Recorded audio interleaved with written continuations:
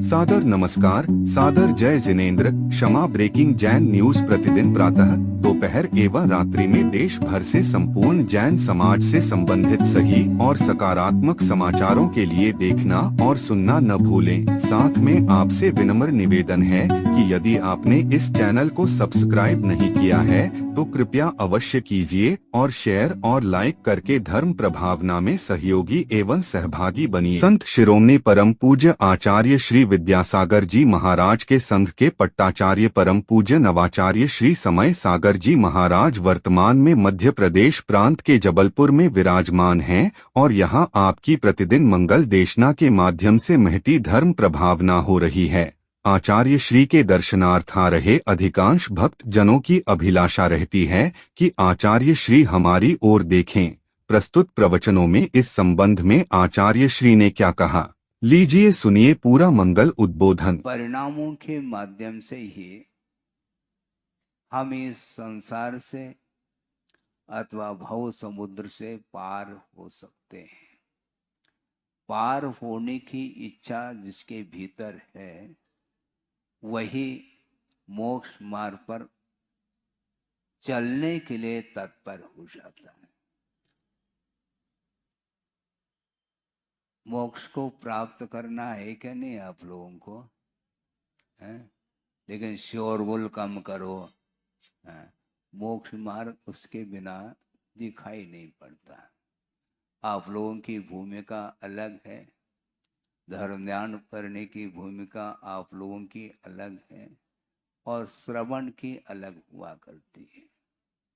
तो मोक्ष मार्ग पर चलने वाले साधक होते हैं और उनके लिए आगमकारों ने मोक्ष मार्ग को प्रशस्त किया है।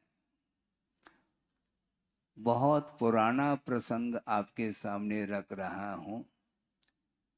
गुरुदेव ने 2-3 चातुर्मास किए नैनागिरी में।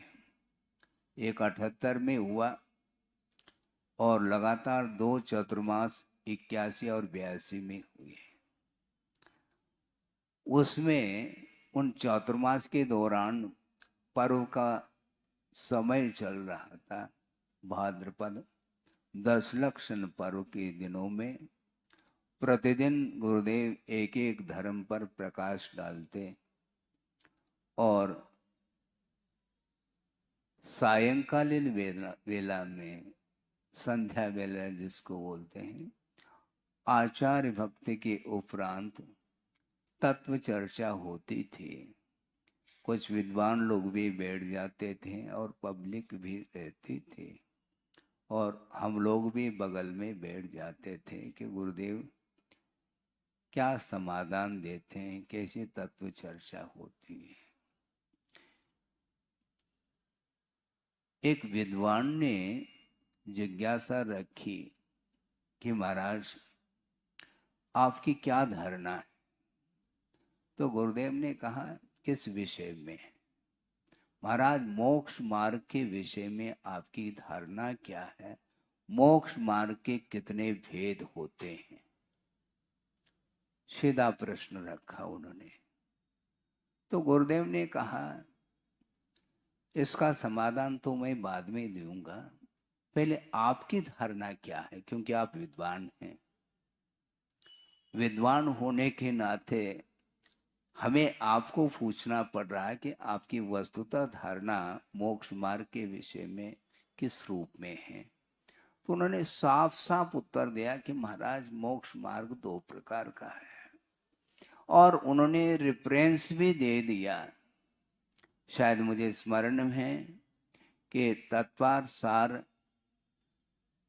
आचार्य अमृतचंद जी हुए हैं जिन्होंने उसकी रचना की है, उसमें ये कारिका मिल सकती है। और उन्होंने उदाहरण दे दिया, निश्चय व्यवहाराभ्याम मोक्ष मार्गो द्विधा स्थितः। निश्चय व्यवहाराभ्याम मोक्ष मार्गो द्विधा स्थितः तत्राद्य साध्य रूप स्यात् द्वितीय तस्य साधनम।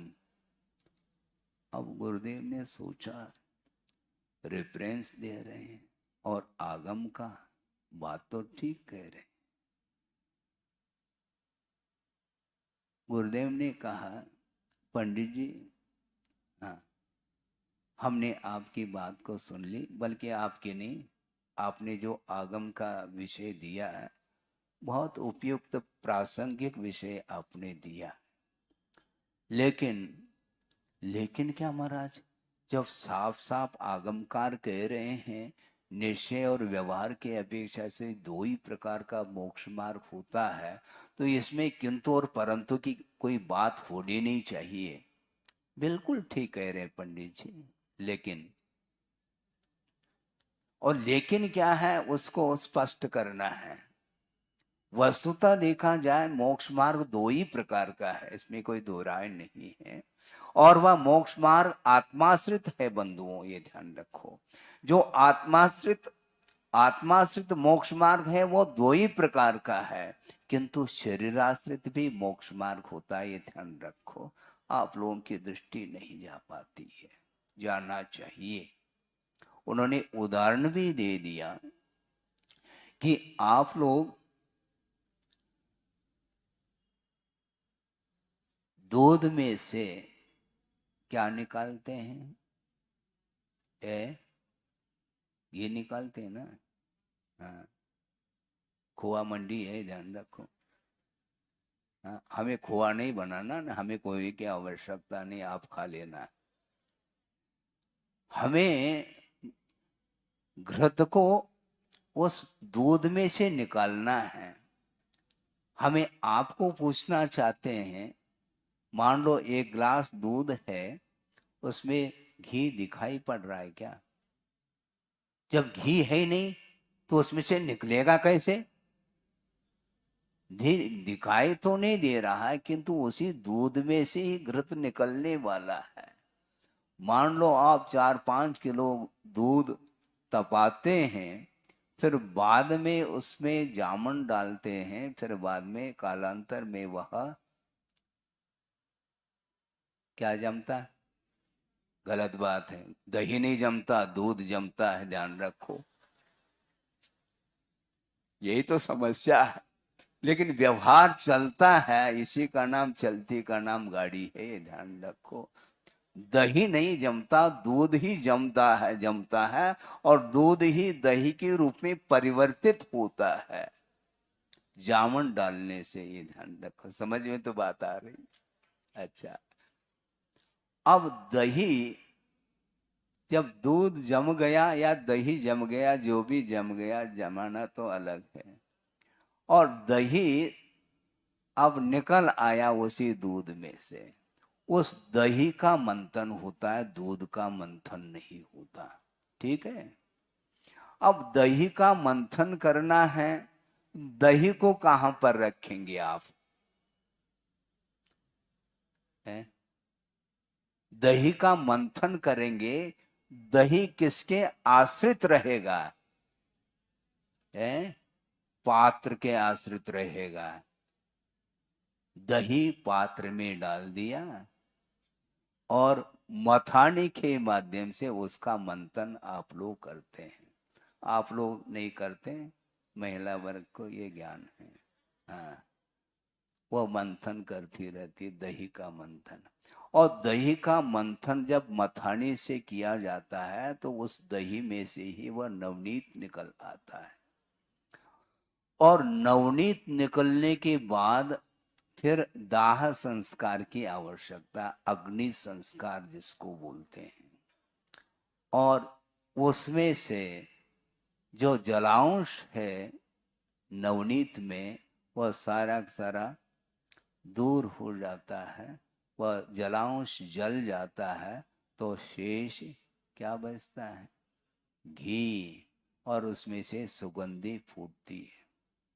हम ये पूछना चाहते हैं, और गुरुदेव ने पंडित जी को पूछा कि पंडित जी आप ही बता दो, आपने कहा था और आगम के माध्यम से कहा था कि निश्चय और व्यवहार दो ही प्रकार का मोक्ष मार्ग है, तो हम ये पूछना चाहते हैं, दही का मंथन किया, दही में से ही नवनीत निकलता है और नवनीत से ही घृत की उपलब्धि होती है।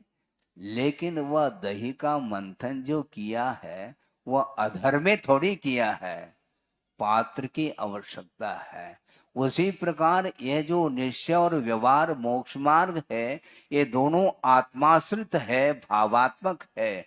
किंतु ये भावात्मक मोक्ष मार्ग द्रव्यात्मक मोक्ष मार्ग के बिना संभव नहीं, और वह उपचार मोक्ष मार्ग इसी को बोला है जो कि शरीर आश्रित हुआ करता है।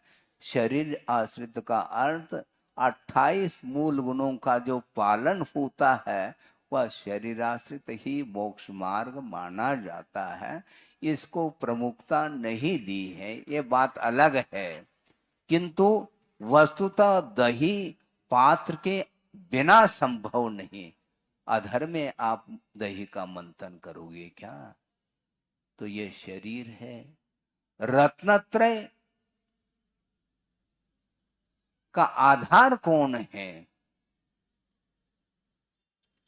स्वभावतो शुचोकाये रत्नत्रय पवित्रते निर्जुगुप्सा गुण प्रीतिर्मता निर्विचिकित्सता।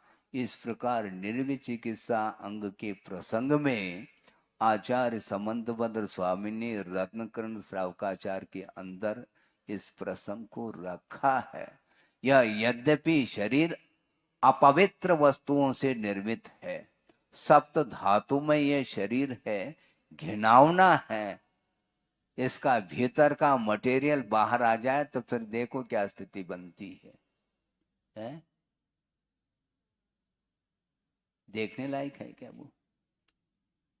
शरीर के अंदर क्या वस्तु है और शरीर के बाहर वह वस्तु दिखाई नहीं पड़ रही है, और क्रीम पाउडर इत्यादि का प्रयोग आप लोग करते हैं शरीर के ऊपर, भीतर से नहीं, और ऊपर से सब कुछ किया जा रहा है, भीतर वह सप्त धातुमय शरीर अपवित्र है। किंतु रत्नत्रय पवित्रते कहा। रत्नत्रय को अंगीकार करने के बाद वह शरीर पवित्र हो जाता है, ये ध्यान रखो। है जब तक रत्नत्रय को अंगीकार नहीं करता है कोई व्यक्ति, तब तक उसकी कोई भी व्यक्ति पूजा नहीं कर सकता है, ध्यान रखो। रागी की पूजा नहीं होती, वीत रागी की पूजा होती है। तो शरीराश्रित जो मोक्ष मार्ग है उसको औपचारिक कहा है, क्योंकि रत्नत्रय वस्तुतः मोक्ष मार्ग है, और रत्नत्रय वह भेदात्मक भी होता है, अर्थात प्रवृत्ति परक भी मोक्ष मार्ग होता है और निवृत्ति परक भी मोक्ष मार्ग होता है। इस प्रकार एक दृष्टि से देखा जाए मोक्ष मार्ग आत्माश्रित के अपेक्षा से दो प्रकार का, किंतु शरीराश्रित जो मोक्ष मार्ग है वह आत्माश्रित मोक्ष मार्ग के लिए आधारभूत है। जब तक निर्ग्रंथ अवस्था नहीं आएगी तब तक वह रत्नत्रय आ ही नहीं सकते। ये क्लियर है। तब उनको पंडित जी को बात समझ में आ गई, उन्होंने हाथ जोड़ा, महाराज हमारी गलती हो गई। आपकी कोई गलती नहीं है, उस ओर आपका ध्यान गया नहीं, ये बात अलग है। आधार और आधे की बात चलती है। आप पौधा लगा रहे हैं, किसका? फूल का, ठीक है, आकाश में। हाँ, जमीन नहीं है मान लो, तो गमला ले आते हैं, गमला जानते कि नहीं? हाँ, जिसमें फूल लगाए जाते, पौधा लगाया जाता है। ये गमला क्या वस्तु है? गमला सो फूल है क्या? नहीं, उस गमले के आश्रित ही वो फूल लगेगा, फूल का पौधा लगेगा। तो वो जो गमला है वही आधार माना जाता है उस पौधे का। उसी प्रकार रत्नत्रय का यदि कोई आधार है तो यह दिगंबरत्व यह लिंग माना जाता, जनलिंग जिसको बोलते हैं। और जनलिंग के बिना मोक्ष मार्ग प्रारंभ होता ही नहीं।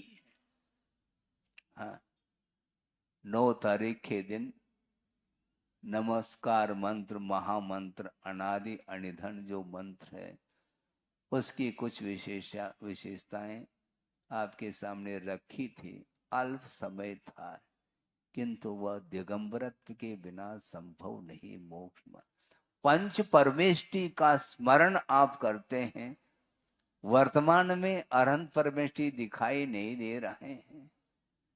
हालांकि अनंत परमेष्टि सकल परमात्मा के रूप में है और साक्षात समोसरण में ही उनका दर्शन हो सकता है। और शुद्ध परमेष्टि का दर्शन तो न आप समोसरण में कर पाएंगे न कहीं अन्यत्र कर पाएंगे, क्योंकि शुद्ध परमेष्टि एक प्रकार से घृत के रूप में परिवर्तित हुए और वो दोनों परमेष्टि तो दूर हैं। अब आचार्य, उपाध्याय और साधु परमेष्टि का स्वरूप क्या है, आप पढ़िए तो सही। आचार्य संबंधभद्र स्वामी ने गुरु का स्वरूप निर्दिष्ट किया है। क्या किया है? विषयाशा वशातीतो निरारंभो परिग्रह ज्ञान ध्यान तपो रक्त तपस्वी स प्रशस्यते। स तपस्वी प्रशस्यते, वह तपस्वी प्रशंसनीय है। कौन है वो? विषयाशा वशातीत कहा, पंचेंद्र की विषयों की आशा से दूर हो चुके हैं। निरारंभ, आरंभ से भी ऊपर उठ चुके हैं। आरंभ का अर्थ है असी मसी कृषि वाणिज्य शिल्प विद्या, ये सारे जो छठ कर्म माने जाते हैं, यही इन्हीं के द्वारा आरंभ होता है और आरंभ के माध्यम से ही परिग्रह का संचय होता है। इसलिए विषयों की आकांक्षा से, आशा से दूर है और विषयों की आशा से दूर होते हुए आरंभ से भी वह मुक्त हैं और परिग्रह से भी दूर हो चुके हैं। इसका अर्थ यह निर्ग्रंथ लिंग के बिना संभव नहीं है। और जिनकी मान्यता सवस्त्र मुक्ति की है, उनके लिए हम उपदेश नहीं दे पाएंगे, क्योंकि उनकी धारणा ही बन चुकी है कि मोक्ष जो प्राप्त होता है उसके लिए दिगंबरत्व की कोई आवश्यकता नहीं। इस प्रकार जिनकी धारणा है, वे मोक्ष मार्ग से निश्चित रूप से वंचित रह जाएंगे, पक्की बात है। तीर्थंकर के लिए भी अपवाद नहीं, ध्यान रखो। उनके लिए भी जिनलिंग को अपनाना अनिवार्य सिद्ध हो जाता, उसके बिना मोक्ष मार्ग बनता ही नहीं है। तो शरीराश्रित जो ये जिनलिंग है, यह भी एक मोक्ष मार्ग, तीसरा मोक्ष मार्ग माना गया। जैसे पात्र के आधार से ही आप दही का मंथन करते हैं, दही में से नवनीत निकलता है क्या पात्र में से? मुझे बताओ। है? पात्र में से यदि नवनीत निकलता है तो खाली पात्र है, निकालो उसमें से। है? किसमें से निकलता है? जल का मंथन करोगे तो रात दिन करते रहो, उसमें से जल में से झाग ही उत्पन्न होगा, नवनीत का गोला नहीं निकल सकता, ये ध्यान रखो। इसलिए दही का मंथन करना है। तो हम ये कहना ये चाह रहे थे कि व्यवहार जो मोक्ष मार्ग है वह भेदात्मक अर्थात प्रवृत्ति परक होता है। 28 मूल गुणों का पालन जो करते हैं श्रमण लोग, वो जब प्रवृत्ति में आते हैं तो उस समय 28 मूल गुणों का पालन वो करते हैं। तो 28 मूल गुण के रूप में जो परिणाम है, आत्माश्रित परिणाम, उसी का नाम व्यवहार मोक्ष मार्ग कहा। व्यवहार का अर्थ झूठा है ऐसा नहीं। कई लोगों की धारणा ये तो व्यवहार है, तो व्यवहार का अर्थ समझ क्या रहे हैं आप? दही को आप व्यवहार मान करके टाल दोगे तो कभी भी घी निकलने वाला नहीं है। हाँ, तो इसलिए प्रवृत्ति में जब आते हैं श्रमण लोग, आना पड़ता है, प्रवृत्ति में आने का भाव नहीं रहता उनका, किंतु अंतर अंतर मुहूर्त में गुप्ती से बाहर आना ही पड़ता है। ध्यान का जो काल है वह अंतर मुहूर्त माना गया है। अंतर मुहूर्त के लिए वह भीतर प्रवेश कर जाते हैं, आत्मा में लीन हो जाते हैं, और अंतर मुहूर्त में उस ध्यान के माध्यम से केवल ज्ञान प्रकट हो जाए तो अच्छी बात है, नहीं है तो पुनः बाहर आना पड़ता है, आना नहीं चाहते। षटखंड आगम की वाचना चल रही थी, धवला ग्रंथ टीका की। उस समय प्रसंग आया था कि शिष्य ने प्रश्न किया कि महाराज आप मौन क्यों हैं? आप मौन क्यों हैं? उन्होंने कुछ बोला नहीं। क्यों महाराज, हमसे बात नहीं करना चाहते हैं? उनने कुछ बोला नहीं। फिर बाद में बार बार जिज्ञासा रखने से गुरुदेव ने कहा कि देखो, मैं आपसे बात करने के लिए नहीं बैठा हूं, कोई प्रयोजन हो तो मैं बोलूं, निष्प्रयोजन हम आपसे वार्ता नहीं कर पाएंगे। महाराज आप तो हमेशा या तो स्वाध्याय करते रहते हैं या तो जाप करते रहते हैं, हमसे आप बात ही नहीं करते हैं, हम आपसे बात कर सकते हैं। महाराज हमारी ओर आपकी निगाह ही नहीं है। हाँ, क्या बोलते हैं बुंदेलखंड में, हेरत नहीं है आप। अब हेरत नहीं मतलब आप हमें देखते ही नहीं। नहीं, आपको मैं देखूंगा, यदि आप भगवान बन जाए तो आपको ही देखता रहूंगा, ये ध्यान रखो। बन तो जाओ आप, हाँ, आप भगवान बन जाएंगे तो फिर हम अपलक देखेंगे, ये ध्यान रखो। हाँ, किंतु देखने का प्रयोजन मेरा कुछ भी नहीं है। बिना देखे भी आपका कल्याण हो सकता है, यदि आपकी आस्था है तो बस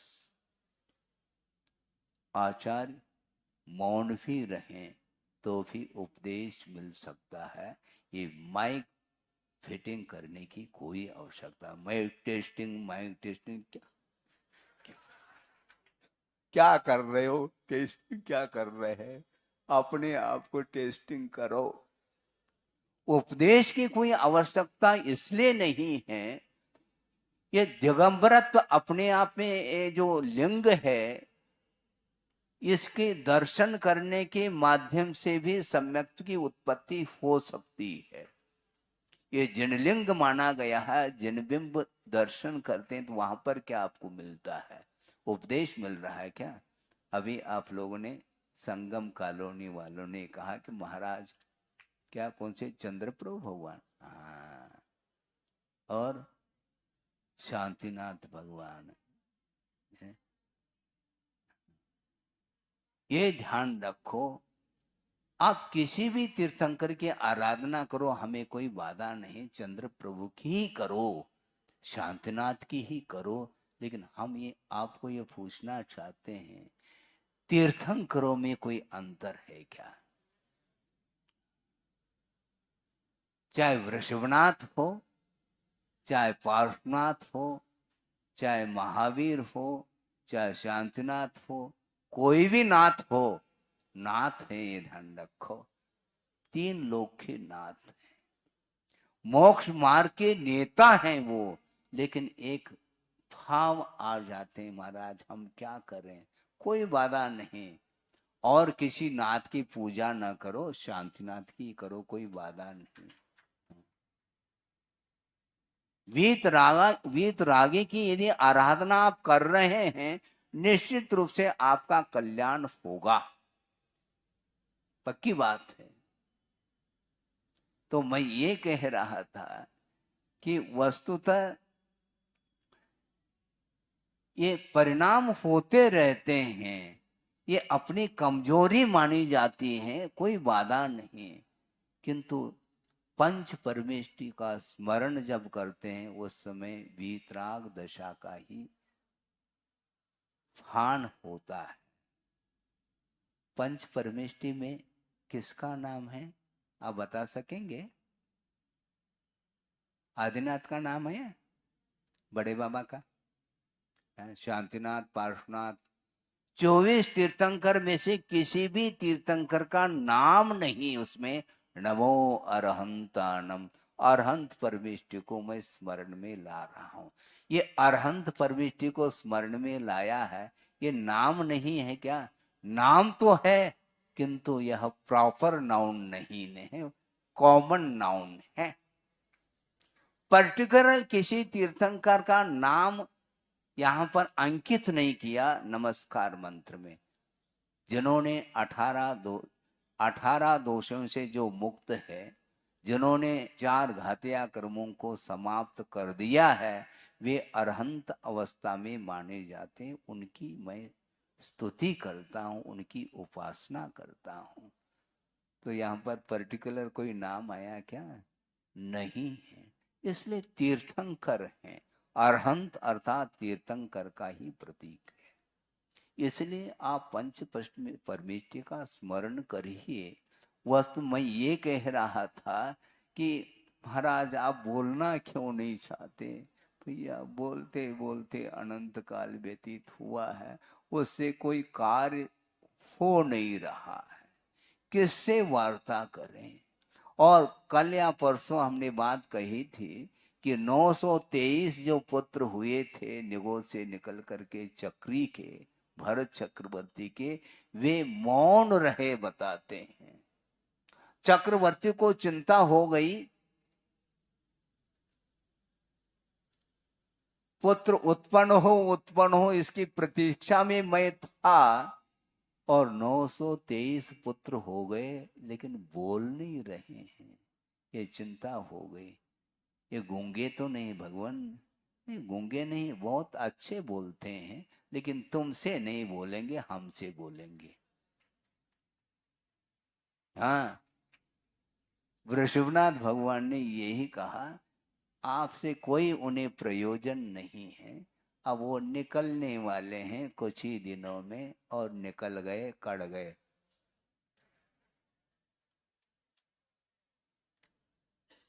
चक्रवर्ती का वैभव उन्हें आकर्षित नहीं कर पाया। ये ध्यान रखो। आपके पास क्या वैभव है मुझे बताओ? चक्रवर्ती का वैभव मालूम है कि नहीं? 84 लाख हाथी। एक हाथी है क्या आपके पास है?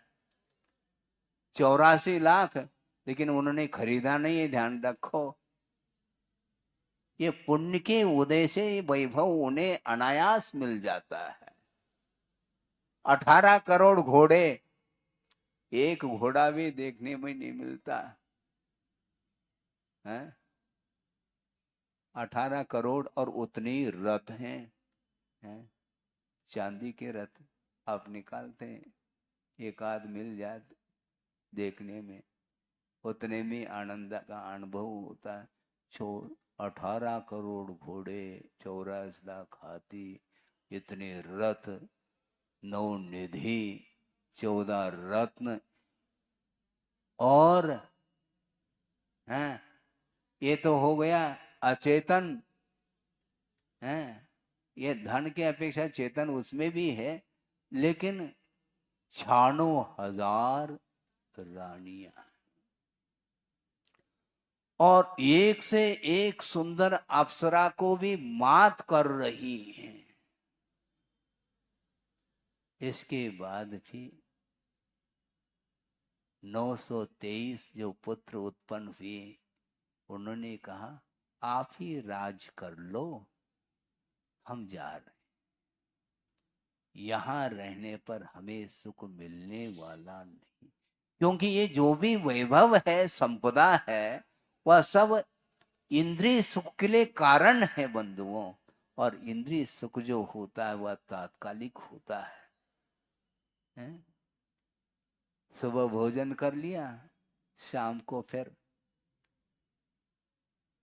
है सुबह भोजन करने के लिए बैठ गए और भोजन करते करते और परोस रहे, परोसने के बाद कहता बस बस, पहला नहीं कहता वो। और अब भरपेट भोजन हो गया, अब चाहिए क्या, नहीं बस बस अंतों के लिए रख लेना।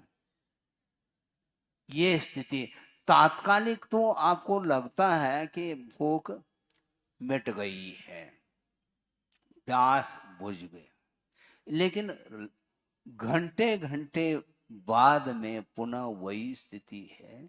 बार बार बार बार सुबह शाम मध्याह्न बार बार वही भोजन करना, वही पान करना आदि आदि चलता है।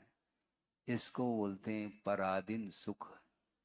ये मोक्ष सुख नहीं, ये शारीरिक सुख है। और भरपेट भोजन करने के उपरांत पुनः मानसिक सुख की बात और आ जाती है। ख्याति पूजा लाभ इसमें लग जाता है, वह भी मानसिक सुख है। किंतु शारीरिक और मानसिक इन दोनों प्रकार के सुख से यदि कोई ऊपर उठा हुआ कोई सुख है तो वह स्वाधीन सुख माना जाता है, आत्मिक सुख। और आत्मिक सुख जो मिलता है वह बिना रत्नत्रय के संभव नहीं है। इसलिए मोक्ष मार्ग 3 प्रकार का है, आप लोग ध्यान में रखेंगे। इसलिए ये उपचार मोक्ष मार्ग का अर्थ शरीराश्रित जो क्रियाएं हैं 28 मूल गुणों के पालन के रूप में उसको शरीराश्रित कहा। और उसके आश्रित ही आत्माश्रित जो गुणस्थान का जो भाव है गुणस्थानगत, वह व्यवहार और निश्चय मोक्ष मार्ग माना जाता है। हालांकि यह विषय जटिल भी हो सकता है, लेकिन फिर भी सरल बनाने का प्रयास तो हमने किया है और उदाहरण आदि के माध्यम से भी आपको ये ज्ञात हो गया। वस्तुतः हमें मोक्ष मार्ग पर आरूढ़ होना है। आपकी क्षमता जितनी क्षमता है उतना ही सही, क्योंकि अनुव्रत और महाव्रत के रूप में यह 2 भागों में विभाजित हो जाता है धर्म, ये श्रावक धर्म और श्रमण धर्म। इसलिए आप श्रावक हो हैं, किंतु जहां पर आप रह रहे हैं रहें, मेरे कहने से आप रह रहे हैं ऐसा नहीं, आपकी स्वयं की ही इच्छा है। रहो, कोई बाधा नहीं। आप अपने जीवन में श्रमण बन सको अथवा न बन सको, इससे हमें कोई प्रयोजन नहीं। किंतु जो आगम के अनुरूप श्रमण बन करके जो साधना कर रहे हैं, उनकी वैयावर्ती सेवा भी कर लोगे तो तिर जाओगे, ये ध्यान रखो, पक्की बात। तीर्थंकर को पड़ गया आपने, जो पुण्य का संचय होता है वह सामान्य व्यक्ति के लिए नहीं हो सकता। श्रेयांश राजा ने पड़गान किया आदिनाथ भगवान के लिए, और क्या रत्न वृष्टि आदि आदि 5 आश्चर्य हो गए। ये तीर्थंकर का पुण्य माना जाता है। और तीर्थंकर जहाँ पर आते हैं उनका भी एक विशिष्ट पुण्य का उदय होता है। उसके माध्यम से वह अपने आप के जीवन को बहुत धन्य मानता है। ये अतीत में किया हुआ ही पुण्य का परिपाक है। इसलिए आप लोग यहाँ पर सुन रहे हैं, देशना को सुन रहे हैं, धर्म श्रवण कर रहे हैं। धर्म श्रवण करने की क्षमता पात्रता आपके अंदर आई है, इसमें सारा सारा पुरुषार्थ आपका अतीत का है। क्योंकि प्रत्येक व्यक्ति को मनुष्य जीवन मिलता नहीं, और उच्च कुल में पैदा होना भी बहुत दुर्लभतम वस्तु है। उन सारे दुर्लभतम वस्तुओं को प्राप्त करते करते करते आप यहाँ तक आए हैं, और इसके उपरांत इस धर्म श्रवण जिनबिम दर्शन इत्यादि करके और जिनालय का आयतनों का जिनालय का निर्माण करके उसमें बिंब को स्थापित करेंगे तो उसके माध्यम से भी साथ से पुण्य का अर्जन होता है और परंपरा से आपके लिए वह मुक्ति के लिए कारण बनता है। क्योंकि श्रावक धर्म वस्तुतः साक्षात मोक्ष के लिए कारण नहीं है, किंतु परंपरा से उसको भी निर्वाण के लिए कारण माना है। इसलिए आप डायरेक्ट नहीं इनडायरेक्ट चले जाएंगे। आप पैसेंजर गाड़ी भी होती है और बिल्कुल एक्सप्रेस भी होती है, कोई बाधा नहीं, बैठ तो जाओ, पैसेंजर में बैठ जाओ, थोड़ा विलंब हो जाए कोई बाधा नहीं अपने को, किंतु जहां आप पहुंचना चाहते हैं वहां पहुंच जाएंगे, इसमें कोई दो राय नहीं। यह आस्था का विषय है। इसलिए समय पर हम और इस प्रसंग को विस्तार के साथ आपके सामने रखने का पुरुषार्थ करेंगे।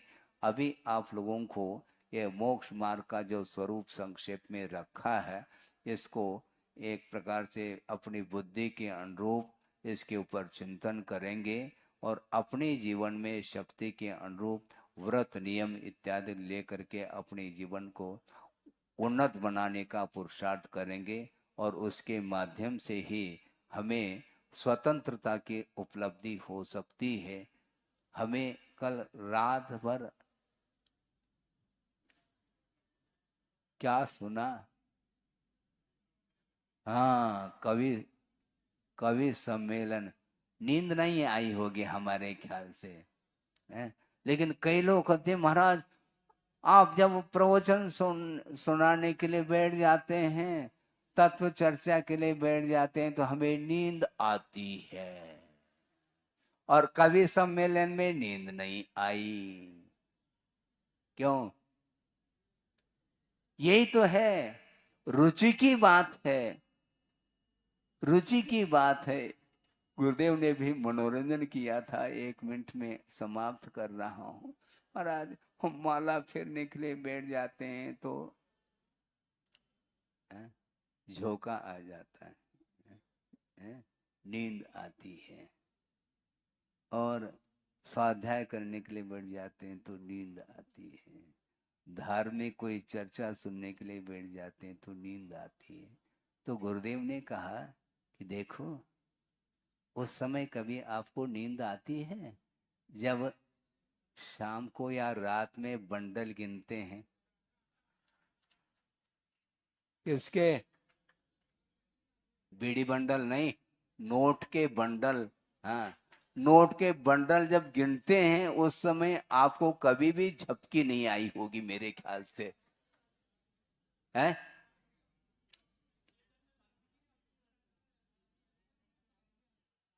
हाँ, ताजगी आती है, यही तो है।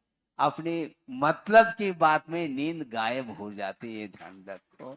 इसी प्रकार जिस समय आप बड़े चाव से आनंद के साथ वो बंडल गिनते रहते हैं, उसी प्रकार प्रभु के सामने बैठ करके कम से कम 5-10 मिनट के लिए माला अधिक फेरो है, उसके माध्यम से बहुत अच्छा परिणाम निकलता है।